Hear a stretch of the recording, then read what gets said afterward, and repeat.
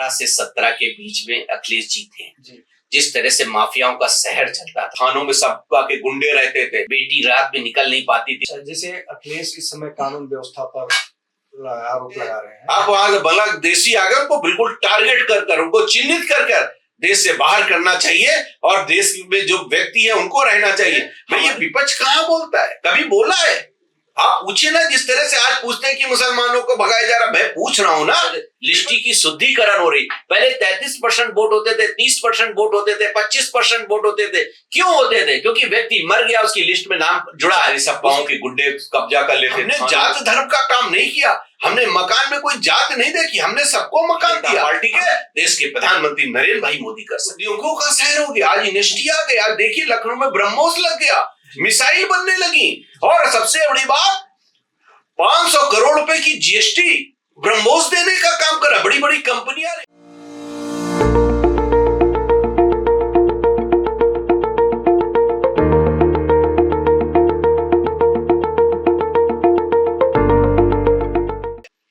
जी नमस्कार। इस समय हम भारतीय जनता पार्टी के अवध क्षेत्र के क्षेत्रीय उपाध्यक्ष श्री राजू मिश्र जी के साथ हैं।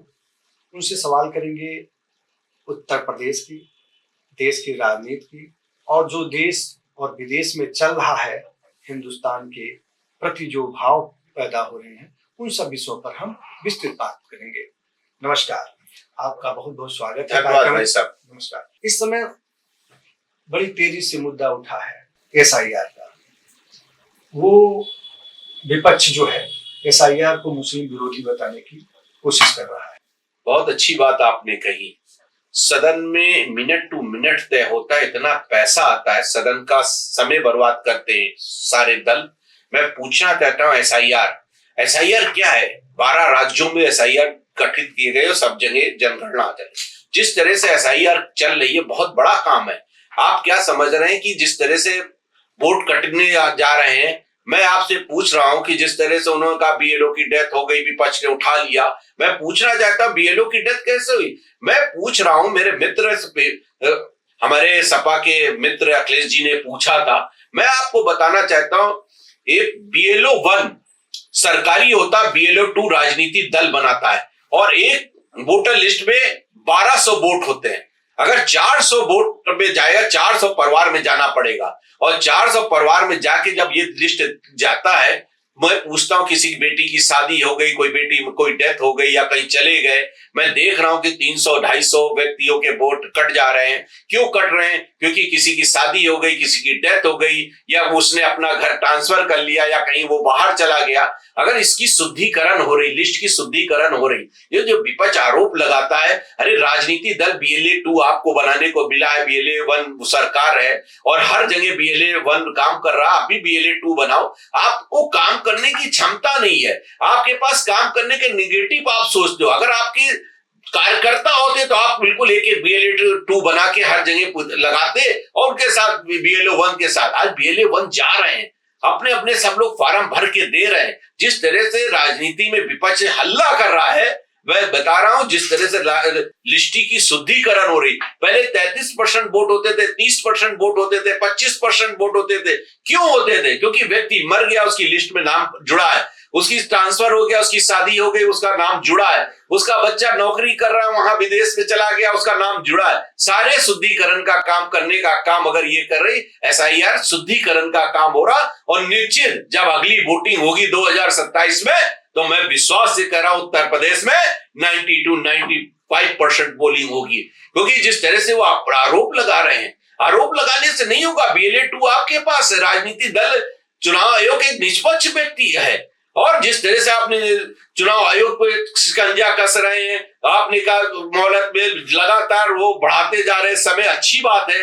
और BLA 2 जिस तरह से शुद्धिकरण लिस्ट आ रही है, और BLA 1 जो जा रहा सरकारी, उसको जिस तरह से सम्मान जनता दे रही, चाय पिला रही है, नाश्ता करा रही है, और आप अपने फार्म भर के दे रही, ये काम अगर कोई कर रहा तो बड़ा अच्छा। और BLA 2 बीजेपी के वो जितने वर्कर लगे, वो भी काम करने का काम कर रहे हैं। आप भी रहे, कांग्रेस हो, सपा हो, बसपा हो, सब लोग BLA 2 बना के आप लोग काम करो। आप लोग का काम करने का नहीं, कथनी करने में विश्वास नहीं है। अगर जो कहेंगे वो करेंगे। आप ये लिस्ट जिस तरह से बन रही, जिस तरह से आप आरोप लगा रहे हो, जिस तरह से कि वो वोट कटे जा रहे, वोट किसके कट रहे हैं? वोट किसी के नहीं कट रहे। आपका अगर फर्जी वोट है इसलिए कट रहा है, और इसको सभी को कटाना चाहिए कि आपकी बेटी की शादी होगी, आपकी बेटी की भी लिस्ट में नाम है, वो वोटर बोकस लिस्ट हो जाती है, 33% या 34% पोलिंग आती है। लेकिन मैं आपको विश्वास दिला रहा हूं 2027 में जब वोट होगा तो 100% पोलिंग होगी, ये विश्वास दिलाता हूं। जी, एक सवाल और उठता है कि जिस तरह से देश के बाहर चाहे बांग्लादेश हो चाहे पाकिस्तान हो हिंदू मारे जा रहे हैं, उसके लिए कोई विपक्षी दलों की तरफ से कोई जवाब है? देखिए, ये सब नहीं बोलते, ये किसी में नहीं बोलते। ये सिर्फ अगर कोई बोलता है तो भारतीय जनता पार्टी बोलते हैं, देश के प्रधानमंत्री नरेंद्र भाई मोदी बोलते हैं, देश के गृह मंत्री अमित शाह बोलते हैं, रक्षा मंत्री बोलते हैं। भाई ये विपक्ष कहाँ बोलता है? कभी बोला है? आप पूछे ना, जिस तरह से आज पूछते हैं कि मुसलमानों को भगाया जा रहा, मैं पूछ रहा हूं ना, विपक्ष से पूछ रहा हूं। तुम लोग न्याय करते थे, तुम लोग कब्रिस्तान में पैसा देते थे, मोदी जी ने कभी नहीं दिया। 1 अरब 40 करोड़ का देश, 80 करोड़ आदमी को राशन देने का काम, उसमें मुस्लिम भी ले रहा, हिंदू भी ले रहा, दलित भी ले रहा, पिछड़ा भी ले रहा, सब व्यक्ति राशन ले रहा है। और सबसे बड़ी बात, प्रधानमंत्री आवास, हमने जात धर्म का काम नहीं किया, हमने मकान में कोई जात नहीं देखी, हमने सबको मकान दिया, हमने उज्ज्वला दिया तो सबको दिया, किसान सम्मान निधि दिया तो सबको दी, अगर इज्जत घर दिया तो सबको दिया। हमने कोई जात बिरादरी नहीं देखी, हमने सबका साथ सबका सम्मान किया। ये काम अगर कोई कर सकता है तो भारतीय जनता पार्टी के देश के प्रधानमंत्री नरेंद्र भाई मोदी कर सकते हैं। आज मैं सबसे बड़ी बात बता रहा हूं, पहले उत्तर प्रदेश में अपराधियों का शहर होता था, उत्तर प्रदेश उद्योगों का शहर हो गया, आज इंडस्ट्री आ गई। आज देखिए लखनऊ में ब्रह्मोस लग गया, मिसाइल बनने लगी, और सबसे बड़ी बात 500 करोड़ रुपए की जीएसटी ब्रह्मोस देने का काम कर रहा है। बड़ी बड़ी कंपनियां, आज उत्तर प्रदेश उद्योग लग रहा है। जो व्यक्ति कहा जा रहे हैं उत्तर प्रदेश में उद्योग लगाने, क्यों? क्योंकि उद्योग योगी बाबा हैं। और मैं सबसे बड़ी बात बता रहा हूं, योगी बाबा ने बड़ी बड़ी इंडस्ट्री लगाई, यहां से लेके वहां तक काम करने का जो जज्बा है, और इन्वेस्टर बीट बुला के सबको काम कराना, तो एक ही जगह बैठिए, आपको कनेक्शन भी बिजली का मिल रहा, आपको जमीन भी लाट हो रही, आपको सुविधा भी मिल रही। ये काम अगर अछूत परिवर्तन कोई कर सकता है तो देश का मुख्यमंत्री योगी आदित्यनाथ कर सकता है। जी, एक सवाल और है कि जिस तरह से अभी योगी आदित्यनाथ जी ने कहा कि प्रदेश के अंदर जितने घुसपैठियां हैं, रोहिंग्या हो चाहे बांग्लादेशी हो, उनको भगाना, उसके नाते में SIR कर रहे हैं। बिल्कुल सही है। आप हमारे देश में रहते हैं, उत्तर प्रदेश में रहते हैं, भारत में रहते हैं, आप वहां से बांग्लादेशी आ गए, उनको बिल्कुल टारगेट कर उनको चिन्हित कर देश से बाहर करना चाहिए, और देश में जो व्यक्ति है उनको रहना चाहिए। हमारे बांग्लादेशी आके यहाँ पे कार्ड बनवा ले रहे, अपना वो बनवा ले रहे, अपना वोटर ID कार्ड बनवा रहे, अपना डाकखाना खोलो, वो पोस्ट ऑफिस में अपना वो खोल दे रहे हैं। ये कहाँ से हो रहा है? इसकी कार्रवाई होनी चाहिए, और उनको जेलों में भेजना चाहिए, और जेलों में बंद कर उनको बांग्लादेश की सीमा के बाहर करना चाहिए। अच्छा, जैसे अखिलेश इस समय कानून व्यवस्था पर आरोप लगा रहे हैं, 2017 और 2025 के बीच में आप क्या अंतर देखते हैं? देखिए, 12 से 17 के बीच में अखिलेश जी थे। जिस तरह से माफियाओं का शहर चलता था, बेटी रात में निकल नहीं पाती थी, दिन में जैसे होता था कि अखिलेश की सरकार है, भाई जहाँ मेरी जमीन है, पता चला वहां सपा का बोर्ड लग गया, सारे सपाओं के गुंडे कब्जा कर लेते, थानों में सपा के गुंडे रहते थे। लेकिन आपकी योगी राज है, पहले FIR नहीं होती थी, जांच नहीं होती थी। आज आप देख लो, बड़े बड़े माफिया कहते हैं, सदन में कहते हैं कि मिट्टी में मिला देंगे। योगी आदित्यनाथ जो कहते हैं कतनी करने में विश्वास रखते हैं। आज जनता देख लीजिए कितनी बड़ी बात है। अगर मोदी जी कह दे कि रात 7 बजे थाली, तो 7 बजे पूरी 1 अरब 40 करोड़ की जनता थाली बजाएगी। ये विश्वास अगर किसी ने पैदा किया तो देश के प्रधानमंत्री नरेंद्र भाई मोदी ने पैदा किया। और सबसे बड़ी बात, योगी जी ने जो काम किया, अपराधियों को चुन चुन के बुलडोजर, जो माफिया थे उनको बुलडोजर चलाने का काम किया।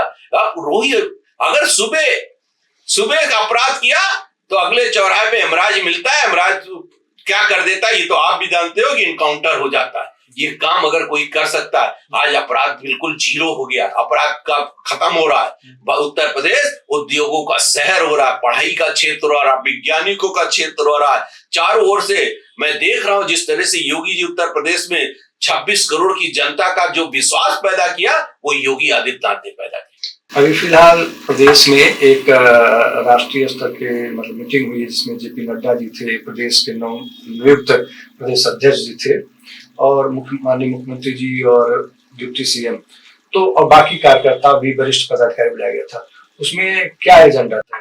देखिए, संगठन अभी हमारे पंकज चौधरी जी प्रदेश अध्यक्ष हुए हैं। पूरे उत्तर प्रदेश का स्ट्रक्चर बदलना है, कुछ चेंज होना है, सारी चीजें चेंज होना, उसकी तरह बैठक थी और एसआईआर को भी लेके था कि और कार्यकर्ता लग के उसको भी मेहनत करके उसको और 100% करे। इसी तरह की बैठक होती रहती है और संगठन की हर जगह बैठक होती है। और भारतीय जनता पार्टी चुनाव के लिए नहीं कि आज से चुनाव कर रहे हैं, हमें 5 साल जनता ने दिया है, हम 5 साल मेहनत करते हैं जनता के बीच में। ये सब आते हैं कि सरकार बना रही, अभी इनको कोई नहीं दिख रहा। जब ये 2027 आएगा तब चिल्लाने लगेंगे। और मैं जनता के बीच में जिस दिन से हमारी सरकार बनी, 17 से 22 बनी और 22 से हम 27 तक जनता के बीच में 10 साल लगातार, अभी हम लोग लगातार जनता के बीच में और जनता का काम करते हैं। ये सब हम लोग नहीं करते। कोई माइका लाल बता दे कि भारतीय जनता पार्टी के कार्यकर्ता ने कोई दलाली की हो, या कोई मंत्री बता दे किसी ने दलाली की, एक चुनरिया पहना के उड़ा के भेजा है, चाहे केंद्र में चाहे प्रदेश में, कोई मंत्री का भ्रष्टाचार नहीं हो सकता। पहले सपा के कितने मंत्री भ्रष्टाचार में फंसे, कांग्रेस के कितने मंत्री भ्रष्टाचार में फंसे, बसपा के कितने मंत्री भ्रष्टाचार में फंसे, लेकिन मंत्री माइका लाल कोई नहीं कह सकता कि मंत्री में कोई दाग है। एक चुनरिया पहना के भेजी थी, आज 8 साल हो गए और 9 साल हो गए, कोई माइका लाल कह नहीं सकता ये मंत्री भ्रष्ट है।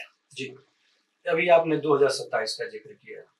2027 बहुत सारे लोगों के सपनों का साकार करने का भी समय है, तो क्या आप भविष्य में चुनाव लड़ने के लिए भी कुछ मूड बनाए हैं? कुछ ऐसा जो संगठन तय करेगा, भारतीय जनता पार्टी तय करता है, हमारे यहाँ कोई तो व्यक्ति नहीं तय करता, जो पार्टी तय कर देगी, पार्लियामेंट कमेटी तय कर देगी किसको लड़ना है किसको नहीं लड़ना।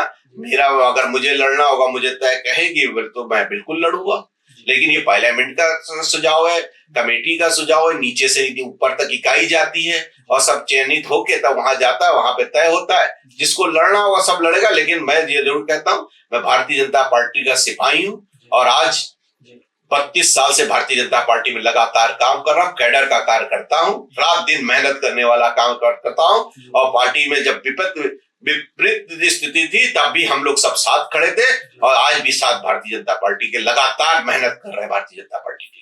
जी, हम बात कर रहे थे भारतीय जनता पार्टी के अवध क्षेत्र के क्षेत्रीय उपाध्यक्ष श्रीमान राजीव मिश्र जी से। फिर मुलाकात एक नए शख्सियत के साथ।